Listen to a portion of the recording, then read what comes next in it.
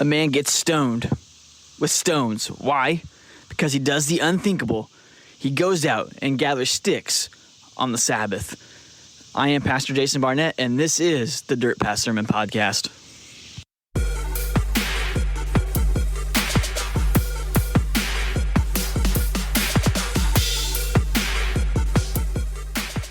I came across a quote as I was getting ready this week, and the quote said this. It said, church members are like automobiles. They start missing before they quit.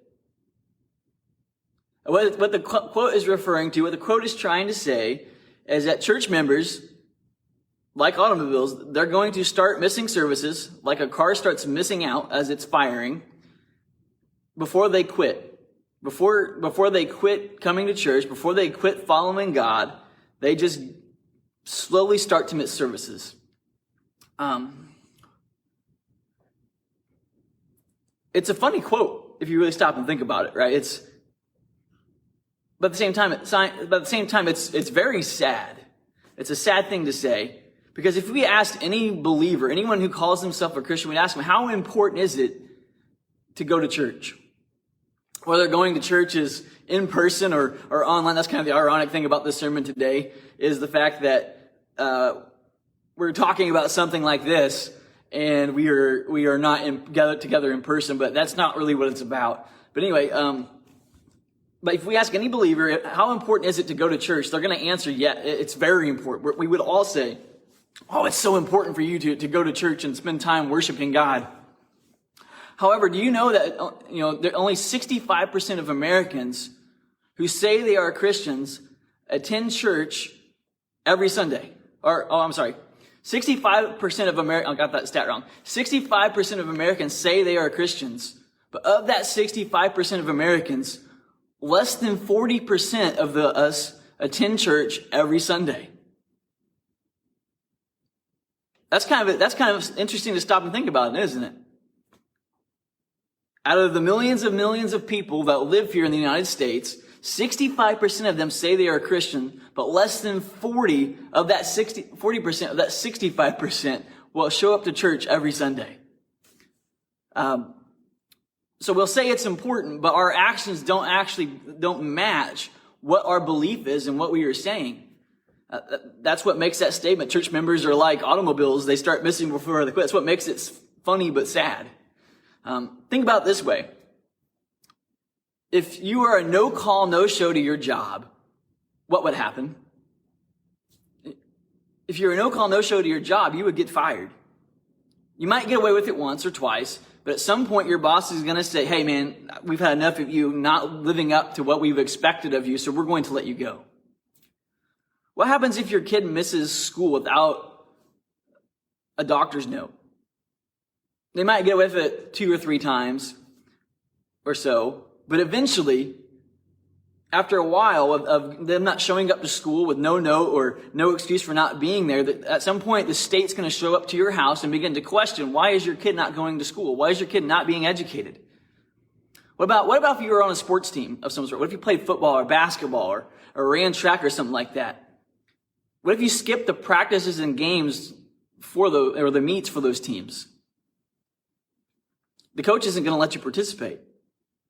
Because even though you want to say you're a part of the team, you're not going to show up to the games, and you're not going to show up to the practices to get ready for the games. But what happens here at church? If someone misses church, what is our reaction? Our reaction when someone misses church, when someone skips church, is, oh, I'm sorry we missed you. Or, well, shucks, I hope we'll see you next time. You and I as Christians, we apologize to the other believers who decide to skip church. We apologize to them. We say, oh, we're so sorry you missed. Like we're so sorry that they made the decision to skip church on their own. Like somehow that well, we're sorry the church service wasn't entertaining enough for you or more important to you than whatever else you had going on in your life. We apologize to them for that. And then in a lot of ways, we're coddling them, hoping that they'll come back. Which is ironic, because if someone truly loves God and wants to live for Him, you would think that they would want to gather in a place with other people who are seeking God just like they are. Like it would be an important priority in their lives. Yet for some, it's not. They think they can skip church and be okay with God. And you and I, as believers who commit ourselves to the fellowship and serving the Lord, we apologize and coddle them, trying to get them to come back. It doesn't seem right, does it? And it doesn't seem right because it isn't. It shouldn't be that way. You and I, as believers, we have far too many important things to do in the mission of going and rescuing people from this world than to stop and coddle the believers who don't want to be here. Who make the decision that church just isn't that important to them. We don't have time to coddle them. There are people lost and dying in this world who truly need Jesus and who are seeking him. And some of them are seeking him and not knowing what they're looking for. Anyway, so the message for today is titled Sticks and Stones. And we're going to be looking at this event recorded in Numbers chapter 15, verses 32 through 36. And as we read through the story, it's going to be about a man who picks up sticks on the Sabbath, and he's going to get stoned for it. So as we go through this text, we're going to be asking the question, trying to answer it, of why does the man get put to death? So we're going to read through it, and then we'll do our usual thing. So here we go. Numbers chapter 15, verses 32 through 36, and it says, while the Israelites were in the desert, a man was found gathering wood on the Sabbath day. Those who found him gathering wood brought him to Moses and Aaron and the whole assembly. And they kept him in custody because it was not clear what should be done to him. Then the Lord said to Moses, the man must die. The whole assembly must stone him outside the camp. So the assembly took him outside the camp and stoned him to death, as the Lord commanded Moses. This is the word of God for the people of God. Thanks be to God. That's a pretty harsh and blunt incident that happens. And in verses, and really to kind of fully understand what's happening in the text we just read, it's really important that we go back and we look at verses 30 and 31 to kind of understand what is going on and kind of set the stage for the event we just read. And in verses 30 through 31 of Numbers 15, it reads, but anyone who sins defiantly, whether native born or alien, blasphemes the Lord. And that person must be cut off from the people, because they have despised the Lord's word and broken his commands. That person must surely be cut off, and his guilt remains on him. This is God's command given to Moses, shared with the entire... So that's the verses 30 through 31. So to kind of summarize what it's saying is sin is when somebody defiantly shakes their fist at God and says, you know what, I know what your law says, God, but I'm going to do it my way because my way is better. And so what God is telling the Israelites is a person like that needs to be cut off from the rest of the community because they will become a cancer to that fellowship. They will lead that fellowship to destruction. That community, that group of my followers, if they allow that person to stay there with that bad attitude, with that defiant mentality, they will corrupt more than just themselves around them. And so the story that we're studying today, verses 32 through 36, this is really an illustration to the command that God gave to Moses there in verses 30 through 31. And so as we look at this passage trying to answer that question, why does the man get put to death? Remember, it's an illustration of verses 30 through 31. So let's go back through our passage a little bit slower now and kind of try and grasp what it is the Lord has for us. So verse 32, it says, while the Israelites were in the desert, a man was found gathering wood on the Sabbath day. Now, the NIV kind of doesn't do a very good job of translating here, in my opinion. When we read that word desert in verse 32, we kind of think that it's referring to like a place with cactus and sand and scorching sun from above. But that really doesn't make much sense in this verse, does it? For when we read that word desert. Because we're reading about a man gathering wood on the Sabbath. And let's face it, if we were to go to a desert like we're thinking and picturing in our mind with cactus and or cacti and all that stuff that goes in the desert, the sand and the heat and all that stuff, there's not a very high chance that we're going to find wood to burn. We don't go to the desert to look for wood to burn. All right. But that's what it says the man is looking for. It says he's really looking for sticks to pick up to start a fire. So the better word here, rather than desert, is wilderness. And that's what the Israelites were journeying through on their way to the promised land. They were wandering through the wilderness. So as they're wandering through the wilderness, this man decides that he's going to go out and look for wood on the Sabbath day. He knows what the law of God is, and he is making a conscious decision to be defiant to God and go gather firewood. The law of the Sabbath is not a new law. Matter of fact, it is a law that was established by God in the very beginning of creation. Remember, in Genesis chapter 1 and chapter 2, it tells us that in 6 days, God created everything. And on the Sabbath day, on the seventh day, which God set aside, and he rested on the Sabbath. God didn't do this because he needed to rest. God is infinite. God is eternal. God never gets tired, and God never grows weary. He doesn't rest on the seventh day because he's tired. God rests on the Sabbath day to establish for us that it is important that we take a day to rest. He does it to establish that for you and I. Was it Jesus will say in the Gospels later on? Do you remember Jesus is God in the flesh? He'll come and he'll say, I think it's Mark chapter 2 where he says that the Sabbath was not made, or man was not made for the Sabbath, but the Sabbath was made for man. The Sabbath was created by God because he loved us, and he knew that the work of being stewards of creation and living our lives for God's purpose and God's will is tiring, and that we would need a day to take a break and to recover and to just rest and be in his presence. And that's what the Sabbath day was established for. It was established in the very beginning of creation. It's going to be reiterated again in Exodus. Remember, after God's people get rescued from the Egyptians and he leads them to the mountain of God. And on the mountain of God, remember, Moses goes up and he finds the 10 Commandments. And in those 10 Commandments, what is one of the 10 Commandments? It says, remember the Sabbath day. God reiterates that idea of the Sabbath, taking a break and resting in God's presence when he gives it in the 10 Commandments. And remember, the 10 Commandments are the 10 basic rules of what it means to be human. To be human and live the life that God has created us for. It's the basics. And one of those basics is remembering the Sabbath. And kind of to further demonstrate his point about the Sabbath being important, remember that the Israelites are, before this point, they're wandering through the wilderness and they complain because they're hungry and they can't find no food. So what does God do? God sends them manna from heaven, bread from the sky. We don't really know if it's bread. Really, it's more of a, what is it? That's what the word manna means. It's, what is this?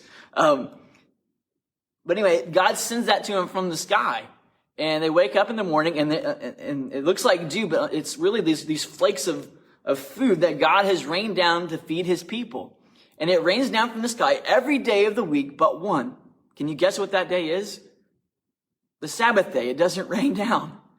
God actually tells him, go gather extra on the seventh, or on the sixth day, because on the seventh day you are to rest and honor the Sabbath. The Sabbath day is that important. God continually reminds the people of God that it's important to take time to rest. So this was a very well-known law that this man knew. This man knew that it was against the law of God to go out and work on the Sabbath day. And hey, remember, wood is important at this time period. All right, this man, remember, he's going out and he's gathering wood on the Sabbath. Wood it's important in our day, but it's even more so at this time period.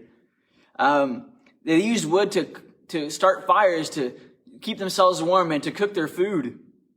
They used the fire to really also as a means of protection, right? Because remember, fire deters a lot of wildlife in some regards. Not all of them, but a lot of them. So fire was important. And so the argument can be that, the man knew the command on the Sabbath to rest and to not do work. But he also needed firewood to start a fire and to cook, to be able to cook for himself and provide for. So wood was a needed resource in this man's life for his family. So he chose on the Sabbath day, knowing that God had commanded them to rest, to go up and gather the wood that's scattered around them. He made that decision consciously.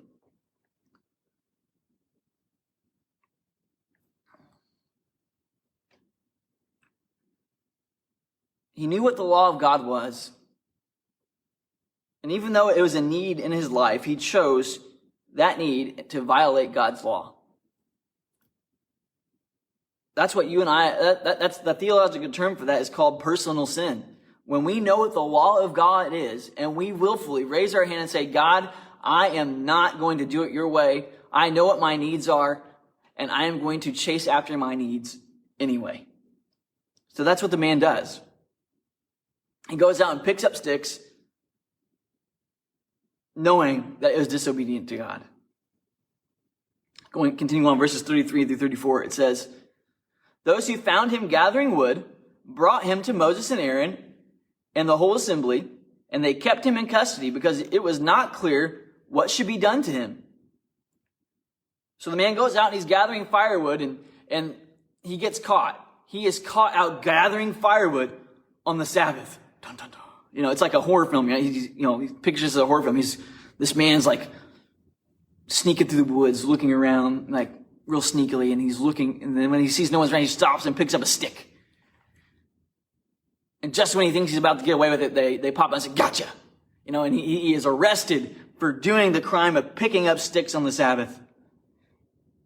And they bring him to Moses and Aaron because they don't really know what's supposed to be done. And again, this is a spot where the NIV does a very poor job of communicating the intent of the verses here on the page. Because when we read this, it's like the people don't know what to do. They know he's broke the law of God because God's very clearly made it known that it's important for man to rest on the Sabbath day, to spend time in the presence of God. And this man was not doing that. He was out picking up sticks. They know that violates God's law. And it's not that they don't even know what the punishment is supposed to be. Not only has God told them that it's against the law to do any work on the Sabbath, but God's also told them the punishment for the law. If we look back in Exodus chapter 31, verse 15, God tells Moses, commands Moses, if anyone works on the Sabbath day, that person is to be put to death. So they knew it was against the law to work on the Sabbath day, and they also knew that the punishment for breaking the law of God, the wages of this sin, was to be put to death. So they knew that. So when they bring him to Moses and Aaron and to the whole assembly, after they catch him picking up sticks, it's not that they don't know that he broke the law. It's not that they don't know that they're supposed to put him to death. What they're trying to figure out is, how are they supposed to put him to death? Now, I'm sure also in some ways they're also pausing for a minute to not just figure out the mode that they're supposed to use to kill the person, but they're also kind of probably wondering, asking themselves, does God really want us to put this man to death for going out and gathering sticks on the Sabbath day? I mean, it's really not that big of a violation. It's not that big of a mistake. It's kind of a small thing, and it's not like he was going out and just doing what he pleased. He was actually gathering what he needed for his family. Do we really need to put him to death for this? Is this really a crime that deserves capital punishment?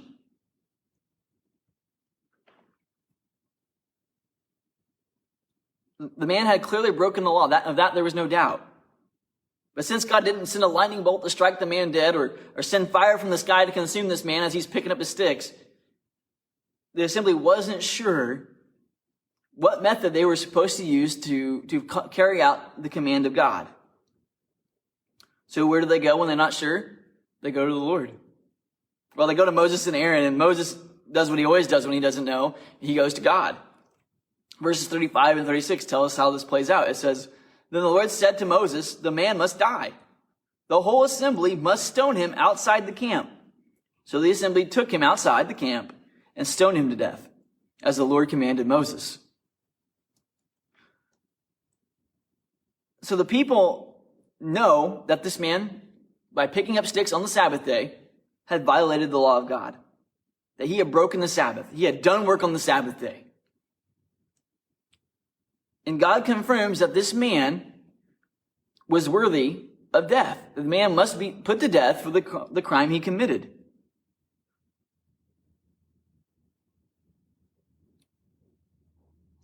God tells him that. Moses and the people in the assembly don't just make this up for themselves. God commands them to put the man to death for picking up sticks on the Sabbath. And not only does he tell him to put him to death, he says, you must stone him outside the camp.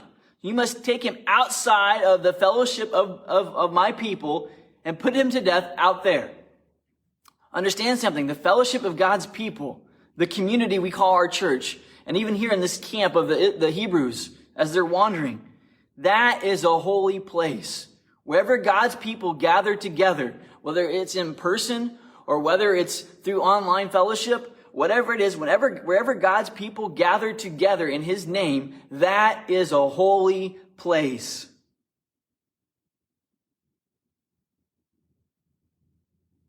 And in the holy place means it is set apart. It is uncommon. It is not like anything else in this world. It is different. It is unique. It's unique because it has a unique purpose in the hands of God.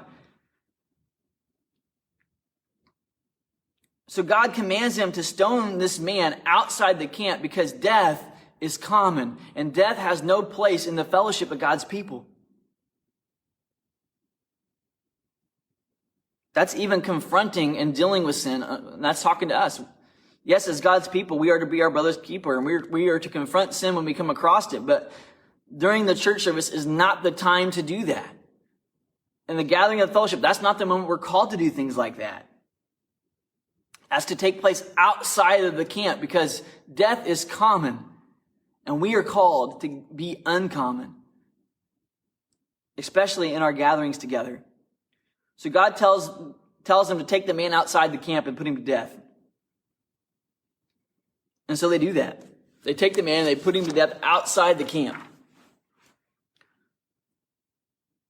He picks up sticks on the Sabbath day.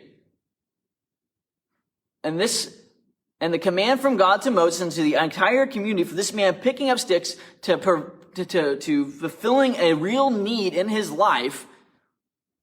God's response is the man must die, and he must die by being stoned to death outside the camp. And people will follow through this because God commanded them to. So the question is, and the question that we've been trying to answer as we study this passage is, why does the man get put to death? And the reason the man gets put to death and why God gives us this command is because this is what the man wanted. The man who made the decision to gather wood on the Sabbath day, it was intentional on his part to make that decision to break the law of God and to go gather the wood. And what those actions meant and what he was saying by making that action of shaking his fist at God was, I want to be put outside the camp and die. Because that's what it means to be outside the fellowship of God. It means that you want death. That you don't want the things of life because the things of life that God has for us, the holy life that God's called us to, cannot be found outside the fellowship of God.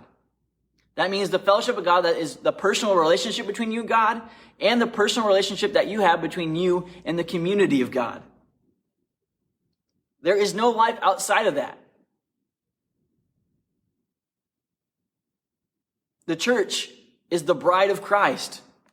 And let's face it, if you for those of us who are married, if someone is bad-mouthing your wife or your spouse, it's going to make you angry. It's going to make you upset. You're not going to want to spend time with that person. You're not going to be in the presence of that person because you and your spouse are one. You are a unit. You have made a decision to spend your life together. So it's important for a group of people or a person, if they want to accept you, they are going to have to accept your spouse. And when we reject the fellowship of God, we are rejecting God. And when we reject God, that means we are picking death. Because outside of God and outside the fellowship of God, that's all that you can find. What this man was saying with his actions was, he was saying with his willful defiance against God, that ultimately death outside the camp was better than God's will that impeded him from fulfilling his own needs. And since he told God that it was better for him to die outside the camp than to be in God's fellowship and to follow God's rules and do things God's way, since he made that decision to pick death, God simply looked at him and said, okay, I'll give you what you want. You can have what you're seeking. And in the mercy of God, rather than dragging it out and let him destroy his own life slowly over time, God had the camp community put him to death immediately. One, to stop the spread of his defiance, and two, to show mercy to a sinner who wanted death, who wanted to be destroyed, rather than letting it take place slowly over time. God, why does the man have to die? Because it's what the man wanted. So how does this relate to you and I? How does that relate to you right here and now? I know what you're thinking. But Pastor, Jesus, he healed people on the Sabbath, and he's God in the flesh. So obviously, there is something in the application of the Sabbath we need to know. Right? Maybe there's something about this Sabbath day thing and resting in the presence of God that is different than what we're picking up from the story. The principle is still at work right here in the book of Numbers, but how it applies to you and I in our lives right now is different. And Jesus demonstrated that to us. Time and again, he healed people on the Sabbath, and he did it blatantly and on purpose. So it must mean it means something different. Also, another thing for you and I to remember as we're looking at this is that today, Sunday, is not the Sabbath. The Sabbath is actually yesterday. That was Saturday. But the early church, they decided to gather and worship God on Sundays. Why? Because our Lord and Savior rose again on Easter Sunday. He rose again on a Sunday. So we gather and worship in memory and in honor and remembering that this is the day that the Lord rose again. So that's why, so the idea of the Sabbath must mean something different because one, Jesus healed people on the Sabbath, and two, you and I, we gather to worship God on a day that's not the Sabbath. So obviously the meaning of the Sabbath is different than what you and I possibly think it is. Another thing to stop and think about, and it's kind of a disclaimer, I'm not saying that you will go to hell for working on Sunday. Okay, I'm not saying that. You know why I'm saying that? Because I work on Sundays. As your pastor, I work on Sundays. And some of you who are watching this would say, I only work on Sundays. Right? I'm sure there's at least 3 or 4 of you right now watching this video who would jokingly say to me, Pastor, you only work on Sundays, right? You can laugh about that. It's funny. So there must be something different to the meaning of what it means to remember the Sabbath than it being tied to a day of the week. And what it is about the Sabbath that we need to realize and remember is the Sabbath is about rest. It's not about any type of rest. It's not just, rest of sleeping at night or unplugging our brains and everything from watching a few minutes on TV at the end of a day or taking a break and scrolling through our social media feeds. No, the Sabbath is about resting in the presence of God and allowing our hearts to be refreshed. Church attendance is important for that reason. When you and I gather together to worship God, whether it's here in person or online, scattered but united in the Spirit through technology, the Spirit works through me to refresh you and through you to refresh me. And when we are alone, we still crave this period to rest with God. So ultimately, the idea of the Sabbath is rest, not focused on ourselves, but on God and others. That remembering the Sabbath is about loving God and loving others. Remember, I said it earlier. That is the purpose of all the 10 Commandments. They are to point us to the idea of loving God and loving others. The basic meaning of what it means to be a human being on this planet. All 10 of them point us back to the idea of loving God and loving others. And remembering the Sabbath day, to take time to rest in the presence of God, It's how we love God and love others. Defiance against the law of God is always sin, and sin always leads to death. Death is not God's will for you and I. God's will for us is for us to live, but God's not going to force you to choose life. His love for us is so reckless, it's so extravagant, it's so great, it's so amazing that God allows us to have what we want. God's will for us is to live. Salvation and holiness are His will for us. That's the life that He's created us for. That's the purpose of our lives, is to live in fellowship with God and in fellowship with God's people. To be molded into the person God's designed us to be. That's God's will for us. That's the choice God wants us to make. But His love for us, He loves us and He does not force us to do that.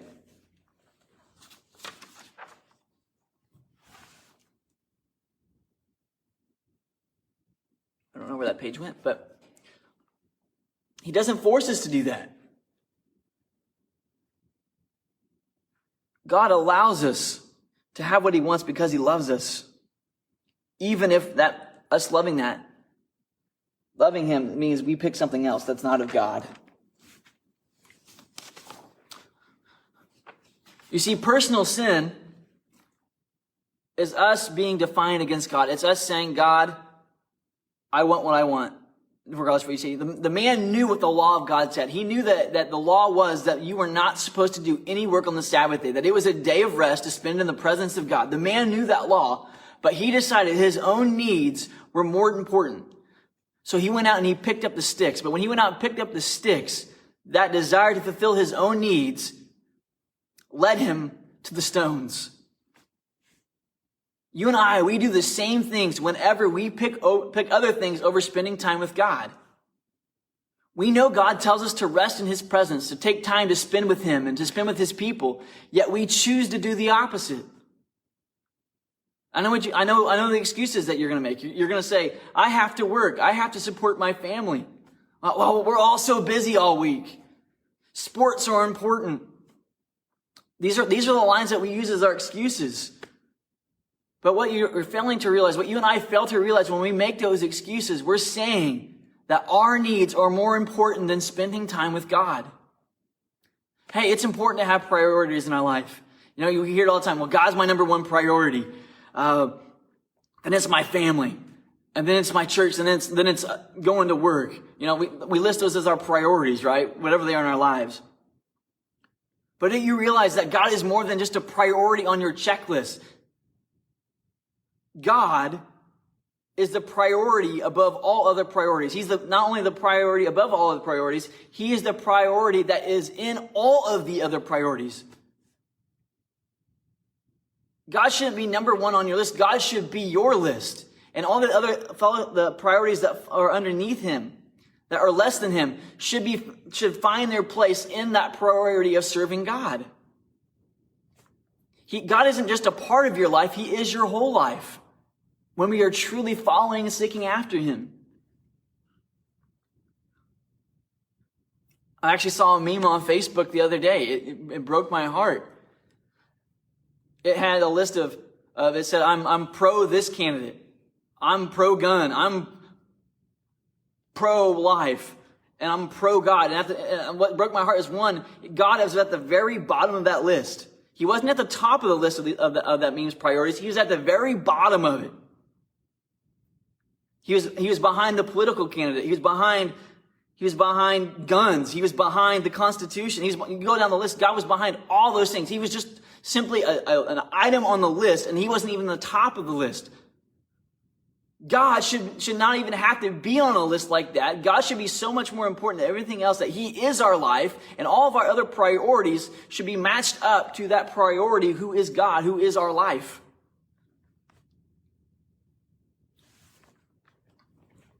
Not the other way around.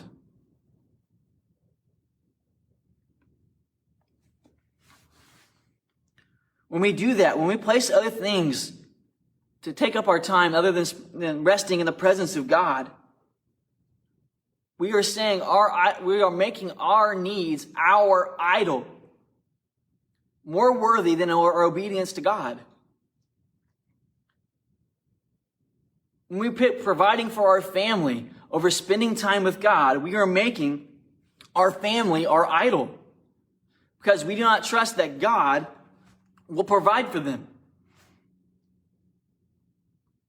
The God who created them, we don't trust that He will provide for our family. We know God tells us to rest in His presence, yet we choose to do the opposite. When we choose to do the opposite of what we know God's law is, we are picking up the sticks and choosing the stones in our lives. Also, while sin is personal, and there's personal defiance against the law of God, it can also be group defiance. Group sin is allowing the defiance against God to continue unopposed. This man picked up sticks on the Sabbath. And the temptation for Moses and Aaron and the whole assembly was to undermine the offense. They say, well, it really wasn't that big a deal, was it? It was just sticks he was picking up. Undermining the fact that man was putting his needs above the obedience to God. You and I, we sin as a group when we apologize to other people for their decision to miss church, to skip spending time with God. We sin because we apologize instead of recognize the defiance against God for what it is. Instead of calling it adultery like it is, we make apologies and excuses for it. As a group, we know what God's will is. We know God's called us to rest in His presence, to rest together in His presence as a fellowship. And yet we choose to pick the sticks and get the stones. The sticks as a group, the sticks is the fear of losing members and our attendance numbers dropping. We fear losing our numbers and losing people in our fellowship. So we coddle them. We coddle people who don't even really want to be there. Instead of reminding them of the call of God on our lives, the call of holiness. The call of holiness is the call to love God and to love others above all else.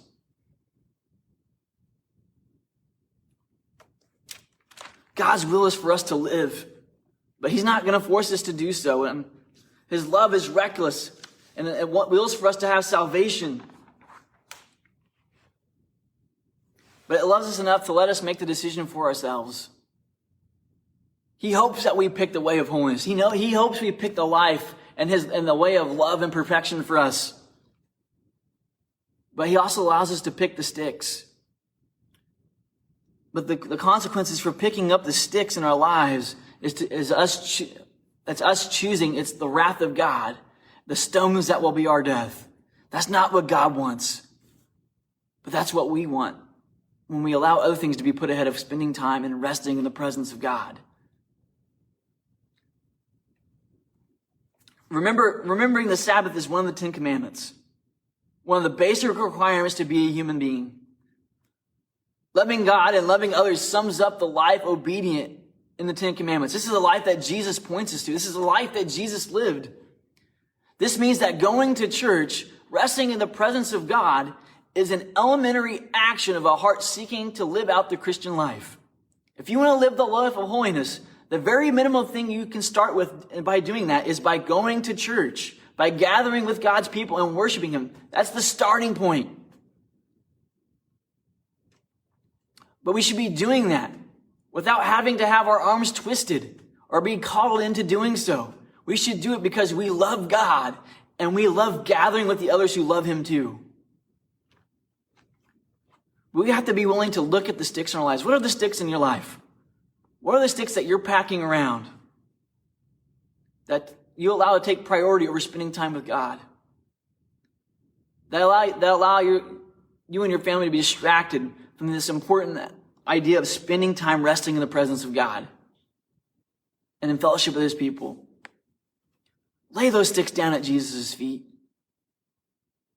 Stop choosing to let them lead you to the stones. God loves you, and His will for you is to rest in His presence, not for you to pick death.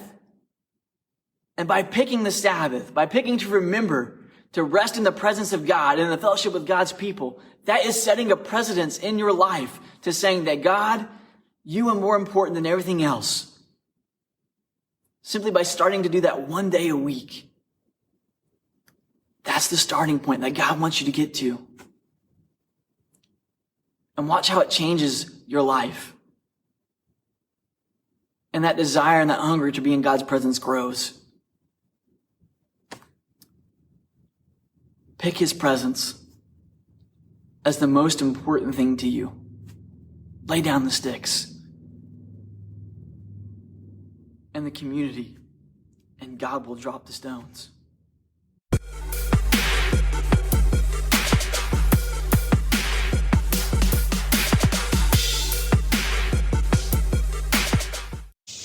Thank you for listening to this episode of the Dirt Path Sermon Podcast. If you would like prayer or have a message for me, please use the link in the show notes that says connection card. Special thank you to the Greensburg Church of the Nazarene for allowing me to be their pastor and to share this message with all of you.